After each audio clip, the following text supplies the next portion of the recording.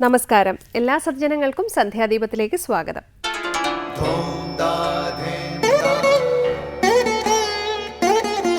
ശുഭം ഭവതു കല്യാണമായുസാരോഗ്യവർദ്ധനം സർവദുഃഖ വിനാശായ സന്ധ്യാദീപം നമോസ്തുതേ. നാമം ജപായനം പുണ്യം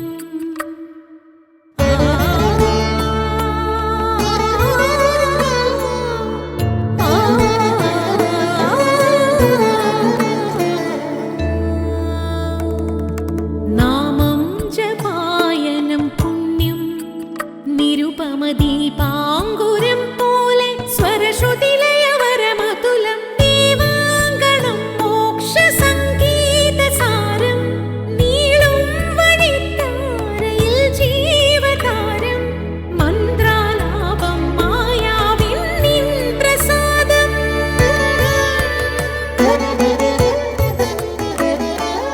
ഇരുൾ നീങ്ങിയുണരുന്ന തെളിനാളദീപം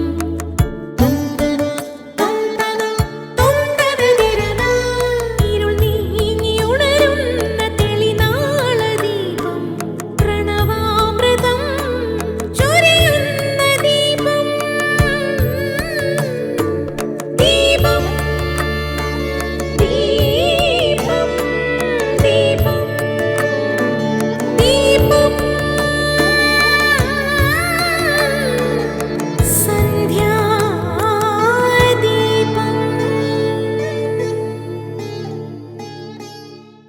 ഉത്തമ ഭക്തിയാണ് പ്രധാനം. അത് സാധ്യമല്ലാത്തവർക്ക് പ്രതീകോപാസന ഭക്തി പിന്തുടരാമെന്ന് മേൽപ്പത്തൂർ നാരായണ ഭട്ടതിരിപ്പാട് നാരായണീയത്തിൽ പറയുന്നുണ്ട്. അർച്ചായാം വാ സമർച്ചാ കുതുകം എന്നാണ് നാരായണീയത്തിലെ 91 ശ്ലോകത്തിൽ മേൽപ്പത്തൂർ പറഞ്ഞിരിക്കുന്നത്. അർച്ച എന്നാൽ പൂജാവിഗ്രഹം. വിഗ്രഹം പലതാകാം. എന്തിനെയെല്ലാമാണ് ഈശ്വര പ്രതിരൂപമായി പൂജിക്കാവുന്നതെന്ന് നാരായണീയത്തിൽ 94 ശ്ലോകത്തിൽ വിവരിക്കുന്നുണ്ട്. സൂര്യൻ, അഗ്നി തുടങ്ങി ഈശ്വര ചൈതന്യം കൂടുതൽ സ്ഫുരിക്കുന്നവയെ പ്രധാനമായും ആരാധനാമൂർത്തികളായി സ്വീകരിക്കാം. ഇഷ്ടദേവതാ സങ്കല്പം അനുസരിച്ച് പുരാണങ്ങളിലും മറ്റും പറയുന്ന ഏത് ഈശ്വര രൂപത്തെയും ഭക്തിക്ക് പാത്രമാക്കാം. ഗുരു, ഓംകാരം, ശിവലിംഗം തുടങ്ങിയ അർച്ചനാരൂപങ്ങൾ ഭക്തന്റെ ഇഷ്ടത്തിനനുസരിച്ച് സ്വീകരിക്കാം. ഇങ്ങനെ ഉപാസിക്കുന്നതിനെ പൊതുവെ പ്രതീകോപാസന എന്ന പേരിൽ അറിയപ്പെടുന്നു. തുടർന്ന് ഗുരുവചനം കേൾക്കാം. അന്യരുടെ തെറ്റുകൾ പറഞ്ഞു നടക്കരുത്, അവർ എത്ര മോശപ്പെട്ടവരായാലും. സ്വാമി വിവേകാനന്ദൻ. അടുത്തതായി ശ്രീ ശങ്കരാചാര്യ രചിച്ച ശിവാനന്ദലഹരിയിലെ ശ്ലോകം ശ്രീ കാവാലം ശ്രീകുമാർ ചൊല്ലുന്നത് കേൾക്കാം.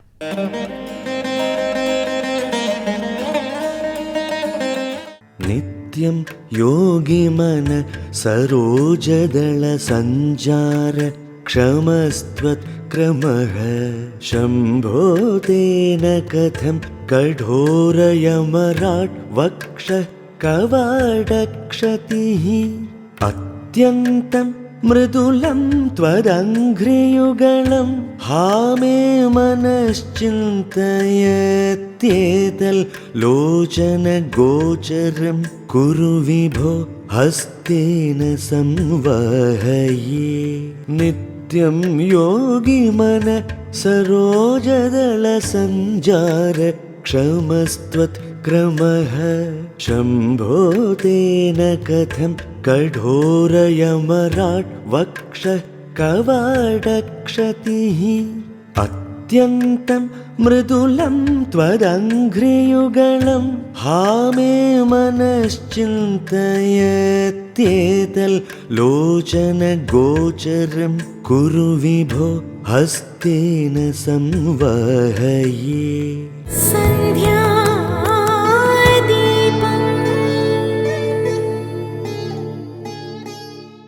തുടർന്ന് ശങ്കരസ്തോത്രാമൃതം. നിത്യവും യോഗികളുടെ മനസ്സാകുന്ന താമരദളത്തിൽ സഞ്ചരിക്കുന്നതാണ് ഭഗവാനെ അങ്ങയുടെ പാദങ്ങൾ. അത്രയ്ക്കും മൃദുലമായ ആ പാദങ്ങൾ കൊണ്ട് എങ്ങനെയാണ് യമരാജാവിൻ്റെ കഠോരമായ നെഞ്ച് ചവിട്ടിപ്പൊളിച്ചത്? അതുകൊണ്ട് മൃദുലമായ ആ പാദങ്ങൾ ഞാൻ തടവിത്തരാം. എനിക്ക് പ്രത്യക്ഷമാക്കി തന്നാലും എന്ന് പ്രാർത്ഥിക്കുന്ന ശിവാനന്ദ ലഹരിയിലെ 79-ാം ശ്ലോകമാണ് ഇന്ന് സ്വാമി ചിദാനന്ദപുരി വ്യാഖ്യാനിക്കുന്നത്.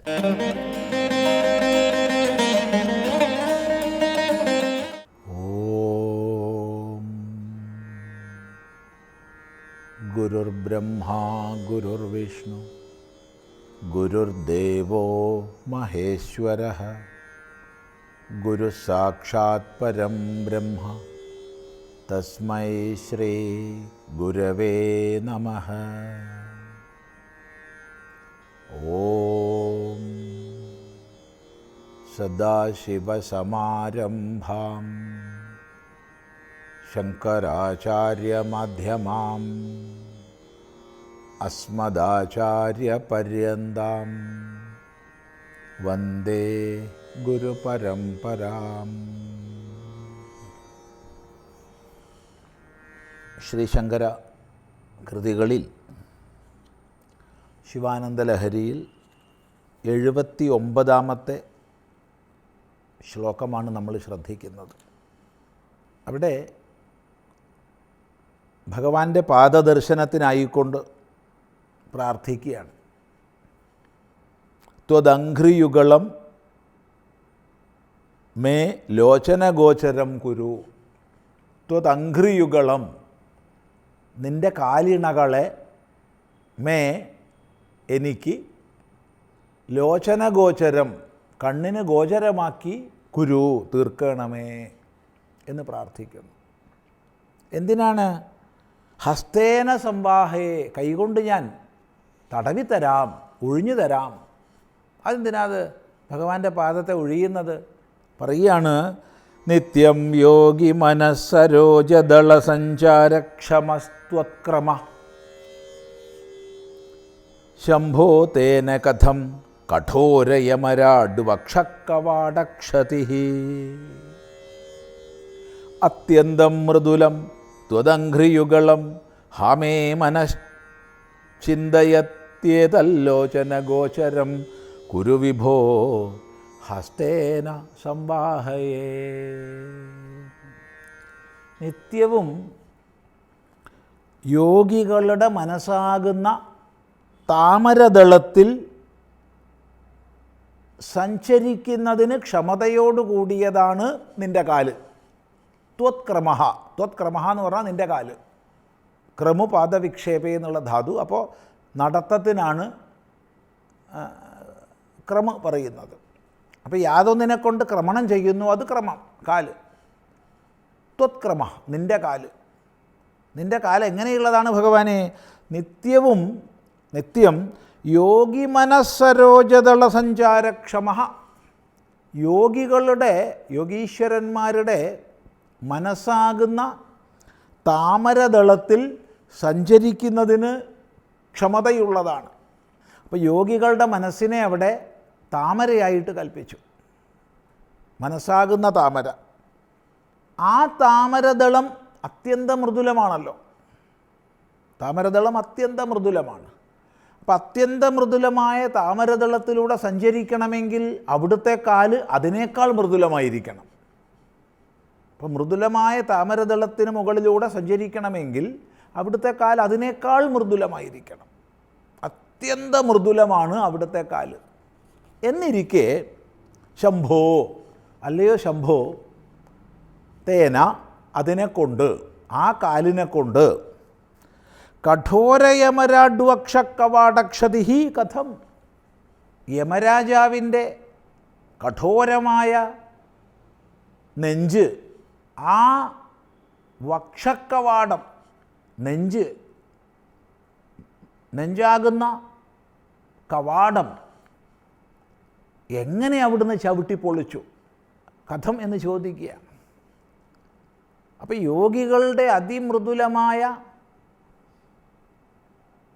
ഹൃദയങ്ങളാകുന്ന താമരദളങ്ങളിലൂടെ സഞ്ചരിക്കാൻ പ്രാപ്തമായ അത്യന്ത മൃദുലമായ അങ്ങയുടെ കാലുകൊണ്ട് എങ്ങനെയാണ് കഠോരമായ യമരാജൻ്റെ നെഞ്ച് ചവിട്ടിപ്പൊളിച്ചത്? ഇതാണ് ചോദ്യം. അപ്പം അവിടെ മാർക്കണ്ഡേയ ചരിതവുമായി ബന്ധപ്പെട്ട് പരമശിവനും യമരാജനും തമ്മിലുണ്ടായ സംഘർഷം ഓർമ്മിപ്പിക്കുന്നു. അവിടെ ശിവൻ യമരാജൻ്റെ നെഞ്ചി ചവിട്ടുകയാണ്. ആ സന്ദർഭത്തെ, ആ ഉദന്തത്തെയാണ് ഇവിടെ ഓർമ്മിക്കുന്നത്. അപ്പോൾ എങ്ങനെയാണ് ആ കഠോരമായ പ്രവൃത്തി അവിടുന്ന് ചെയ്തത്? അത്ര മൃദുലമാണല്ലോ അവിടുത്തെ കാല്. അപ്പോൾ അതുകൊണ്ട് എന്താ സംഭവിച്ചേ? അത്യന്തം മൃദുലം ത്വദംഘ്രിയുഗളം. ത്വദംഘ്രിയുഗളം, നിൻ്റെ കാലിണകൾ അത്യന്ത മൃദുലമാണ്. മൃദുലമായ താമരദളത്തിൽ സഞ്ചരിക്കാൻ പാകപ്പെട്ടതാണെന്ന് പറയുമ്പോൾ അത്യന്ത മൃദുലമാണ്. അതുകൊണ്ട് എങ്ങനെയാണിത് ചെയ്തത്? ഇത് മേ മനശ്ചിന്തയതി, എൻ്റെ മനസ്സ് ചിന്തിക്കുന്നു, എൻ്റെ മനസ്സിനെ വല്ലാതെ വ്യാകുലപ്പെടുത്തുന്നു, എൻ്റെ മനസ്സിന് വലിയ വിഷമമുണ്ട്. അതുകൊണ്ട് എന്താ പരിഹാരം? അതുകൊണ്ട് ഒന്നേ പ്രാർത്ഥിക്കാനുള്ളൂ, മേ ലോചനഗോചരം കുരു, എൻ്റെ കണ്ണിന് ഗോചരമാക്കി തീർക്കുക ആ കാലിണകളെ. എന്തിനു വേണ്ടിയിട്ടാ? ഹസ്തേന സംവാഹയെ, ഞാൻ കൈകൊണ്ട് ഒഴിഞ്ഞു തരാം. കാരണം ഇത്രയും മൃദുലതമമായ കാലുകൊണ്ട് യമരാജൻ്റെ നെഞ്ച് ചവിട്ടി പൊളിച്ചതിനാൽ അവിടുത്തെ കാലിന് വിഷമുണ്ടാവും, വേദന ഉണ്ടാവും. അതുകൊണ്ട് ഞാൻ വളരെ മൃദുവായി ആ കാലുകളൊന്ന് തടവിത്തരട്ടെ. തടവിത്തരണമെങ്കിലോ എനിക്കത് കാണാനിടയാകണമല്ലോ. അതുകൊണ്ട് ആ കാലിണകളെ എനിക്ക് എൻ്റെ മേ ലോചന ഗോചരം. ഗോചരം എന്ന് പറഞ്ഞാൽ ഗോവ് ഇന്ദ്രിയമാണ്, ഇന്ദ്രിയങ്ങളാണ്. അപ്പോൾ ഇന്ദ്രിയങ്ങൾ ചരിക്കുമ്പോൾ അത് ഗോചരമായി. ഇന്ദ്രിയങ്ങൾ എവിടെ ചരിക്കുന്നുവോ ശബ്ദസ്പർശ രൂപരസഗന്ധങ്ങളാണല്ലോ. അപ്പോൾ ആ ശബ്ദസ്പർശ രൂപരസഗന്ധങ്ങളിൽ ഗോക്കൾ ഇന്ദ്രിയങ്ങൾ ചരിക്കുമ്പോൾ അത് ഗോചരായി. അപ്പോൾ ഇവിടെ കണ്ണാണ് ഗോവ്. എൻ്റെ കണ്ണിന് ഗോചരമാക്കി തീർക്കണമേ, ദർശനത്തിന് തരണമേ. അവിടുത്തെ പാദ കമലങ്ങളെ ഞാൻ ഒന്ന് ദർശിക്കട്ടെ. എന്തിനാണത്? ഹസ്തേന സംവാഹയെ, ഞാൻ കൈകൊണ്ട് ഒഴിഞ്ഞു തരാം എന്ന് പറയുക ചെയ്യണത്. ഇവിടെ ഭക്തൻ്റെ ശിവപാദ ദർശനത്തിനായിക്കൊണ്ടുള്ള പ്രാർത്ഥന അതാണ്. ഈ പ്രാർത്ഥന വേണ്ടതുപോലെ ഉൾക്കൊണ്ട് ആ ശിവപാദ ദർശനം, അനന്തരമുള്ള പാദസേവനം, അതിന് നമുക്ക് സാധിക്കട്ടെ എന്ന് സങ്കല്പിക്കാം. തുടർന്ന് അടുത്ത പ്രാവശ്യം ശ്രദ്ധിക്കാം.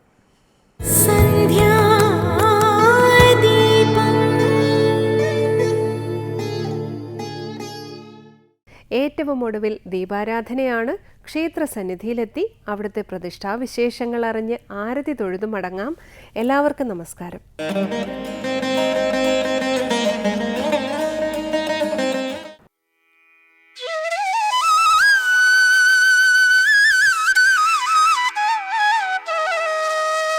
പുണ്യനദികൾ ഒഴുകുന്ന തീരങ്ങളെല്ലാം മോക്ഷതീരങ്ങൾ തന്നെയാണ്. പമ്പയെന്ന മോക്ഷനദിയുടെ പവിത്രമായ തീരങ്ങളിൽ ജീവിക്കാൻ നിയോഗിക്കപ്പെട്ട പുണ്യജന്മങ്ങളാണ് ആനപ്രമ്പാൽ ദേശക്കാർ.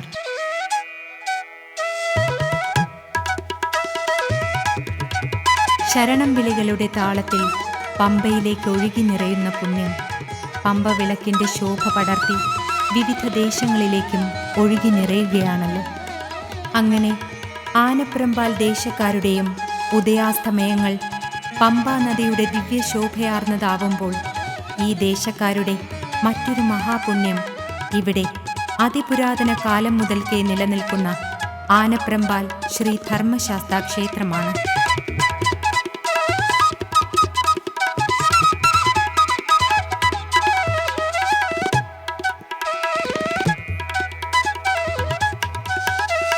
ശബരിമല ക്ഷേത്രം പോലെ തന്നെ വളരെ പ്രാചീന കാലം മുതൽക്കേയുള്ള ക്ഷേത്രമാണ് ആലപ്പുഴ ജില്ലയിലെ ആനപ്രമ്പാൽ ശ്രീ ധർമ്മശാസ്താ ക്ഷേത്രം.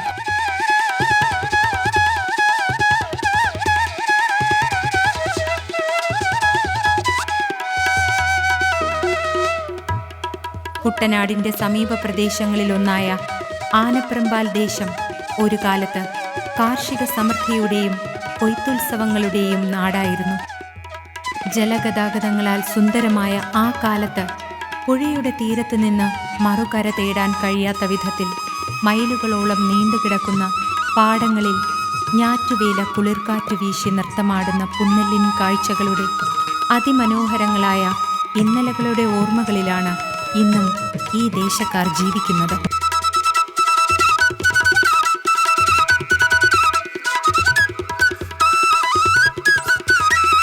പുഴയിൽ നിരനിരയായി കെട്ടിയിട്ട വഞ്ചികളിൽ 10,000-കണക്കിന് പറ നെൽ കൂമ്പാരങ്ങളുമായി കൃഷിപ്പാട്ടിൻ്റെ താളത്തിൽ ശ്രീ ധർമ്മശാസ്താ ക്ഷേത്രത്തിൻ്റെ തീരങ്ങളിലെത്തുമ്പോൾ നാടാകെ ആനന്ദോത്സവങ്ങളാകുമായിരുന്നു.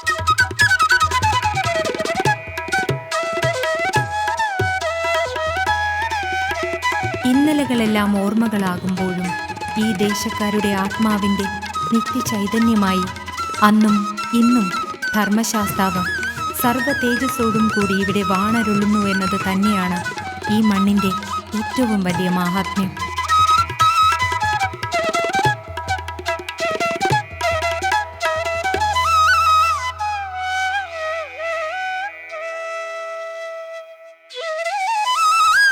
കലിയുഗവരദനും നിത്യബ്രഹ്മചാരിയുമായി ശബരിമലയിൽ ശ്രീ അയ്യപ്പൻ വാണരുളുമ്പോൾ ശ്രീ ധർമ്മശാസ്താവ് ഇവിടെ ഭാര്യാപുത്ര സമേതനായി തികച്ചും ഗാർഹസ്ഥ്യഭാവത്തിലാണ് കുടികൊള്ളുന്നുവെന്നതാണ് ഏറ്റവും വലിയ പ്രത്യേകത.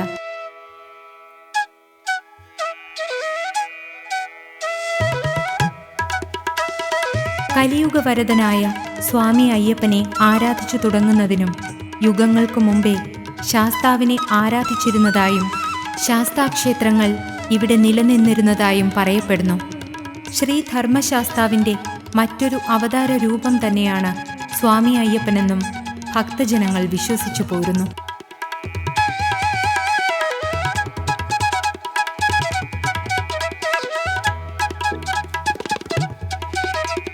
ആദിയിൽ പരമശിവനിൽ നിന്ന് ഉത്ഭവിച്ചതാണ് ശ്രീ ധർമ്മശാസ്താവെന്ന് കരുതപ്പെടുന്നു. ത്രേതായുഗ കാലം മുതൽക്കേ ശ്രീ ധർമ്മശാസ്താ ക്ഷേത്രങ്ങൾ നിലനിന്നിരുന്നതായും ചില ചരിത്രങ്ങൾ രേഖപ്പെടുത്തുന്നുണ്ട്.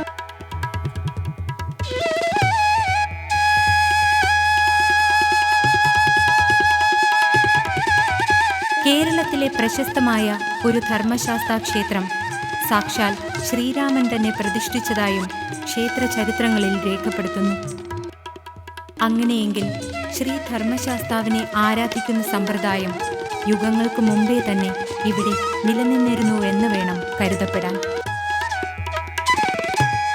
കലിയുഗവരദനായി മനുഷ്യരൂപത്തിൽ അവതരിച്ച അയ്യപ്പനും ശ്രീ ധർമ്മശാസ്താവിൻ്റെ മറ്റൊരു ശക്തിഭാവം തന്നെയാണെന്ന് ദൈവജ്ഞർ പറയുന്നു. അതുകൊണ്ടുതന്നെ ആനപ്രമ്പാൽ ശ്രീ ധർമ്മശാസ്താവിൻ്റെ സ്വയംഭൂവായ വിഗ്രഹാരാധന തുടങ്ങുന്നതും നൂറ്റാണ്ടുകൾക്ക് മുമ്പ് തന്നെയാണ്.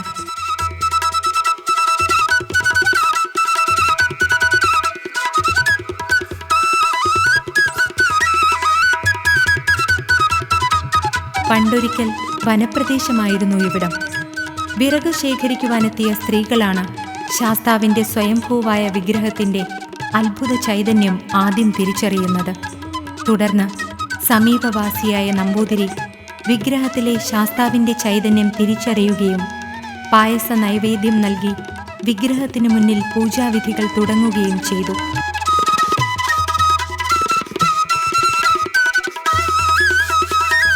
അനുഗ്രഹീതമായ പ്രകൃതിയാണ് ആനപ്രമ്പാൽ ധർമ്മശാസ്താ ക്ഷേത്രത്തിൻ്റേത്. വിശാലമായ ക്ഷേത്രമുറ്റത്തെ ആൽത്തറയ്ക്ക് സമീപം 2 കളിത്തട്ടുകൾ കാണാം. കുഞ്ചൻ നമ്പ്യാരെ പോലെയുള്ള മഹാകലാകാരന്മാരുടെ കലാരൂപങ്ങൾ അവതരിക്കപ്പെട്ട് ധന്യമായ മണ്ണുകൂടിയാണിവിടം.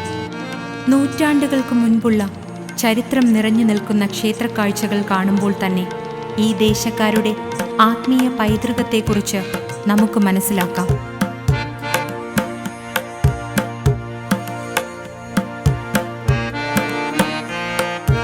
ശ്രീകോവിലിനുള്ളിൽ അപൂർവങ്ങളിൽ അപൂർവമായ പ്രത്യേകതകളോടെയാണ് ശാസ്താവിഗ്രഹം കുടികൊള്ളുന്നത്. പ്രസന്നവദനനായ ഭഗവാൻ ഭാര്യയോടും സത്യകൻ എന്ന മകനോടുമൊപ്പമാണ് ഇവിടെ വാണരുളുന്നത്.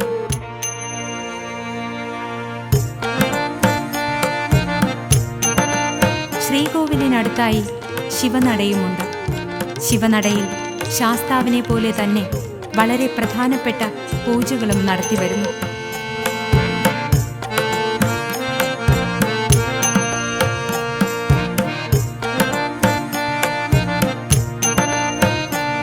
നാലമ്പലത്തിനു പുറത്തായി ഈ അടുത്ത കാലത്ത് ദൈവജ്ഞർ പറഞ്ഞതിൻ പ്രകാരം ഒരു വേലായുധ ക്ഷേത്രം കൂടി നിർമ്മിച്ച് പൂജാതി കർമ്മങ്ങൾ നടത്തിവരുന്നു. പടിഞ്ഞാറോട്ട് ദർശനമായി നിൽക്കുന്ന ക്ഷേത്രത്തിൻ്റെ നാലമ്പലത്തിനു വെളിയിൽ കിഴക്കു ഭാഗത്തായി ഉപദൈവങ്ങളുമുണ്ട്. യക്ഷി, ബ്രഹ്മരക്ഷസ്, ശ്രീ ഭഗവതി, ഒറ്റമുലച്ചി, അറുകൊല, ശ്രീ ഭുവനേശ്വരി എന്നീ ഉപദൈവങ്ങളെ വണങ്ങി സർപ്പക്കാവിൽ കയറി സർപ്പദൈവങ്ങളെയും വണങ്ങാം.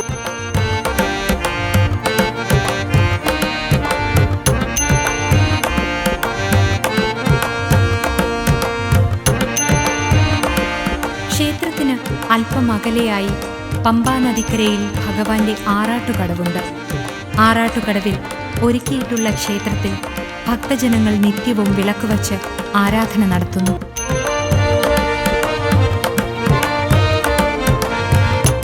ഒരു കാലഘട്ടത്തിൽ നിറഞ്ഞാടിയ മഹാസമൃദ്ധിയുടെ തിരുശേഷിപ്പുകൾ പോലെ ക്ഷേത്രത്തിൽ പലതും സൂക്ഷിക്കപ്പെട്ടിരിക്കുന്നു. അതിൽ പ്രധാനപ്പെട്ടത് നൂറുകണക്കിന് വർഷങ്ങൾ പഴക്കമുള്ള ചീനഭരണികളാണ്.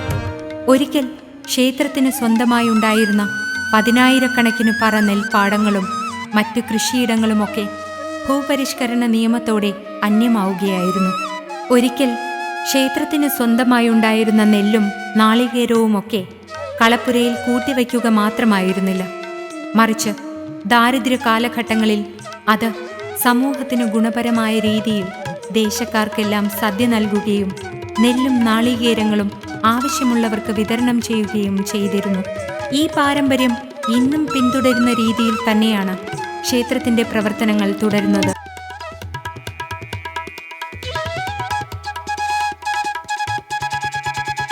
മണ്ഡലകാലങ്ങളിൽ അയ്യപ്പ ഭക്തന്മാരുടെ ഇടത്താവളം കൂടിയാണിവിടം.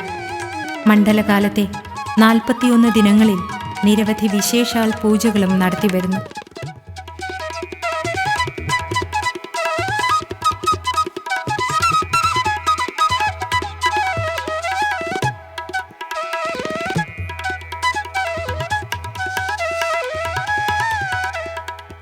അന്തിവിളക്കുകൾ തെളിയിക്കുവാനും ദീപാരാധനയിൽ പങ്കുചേരുവാനുമായി ക്ഷേത്രമുറ്റത്തേക്ക് ഭക്തജനങ്ങൾ എത്തിച്ചേർന്നു തുടങ്ങി.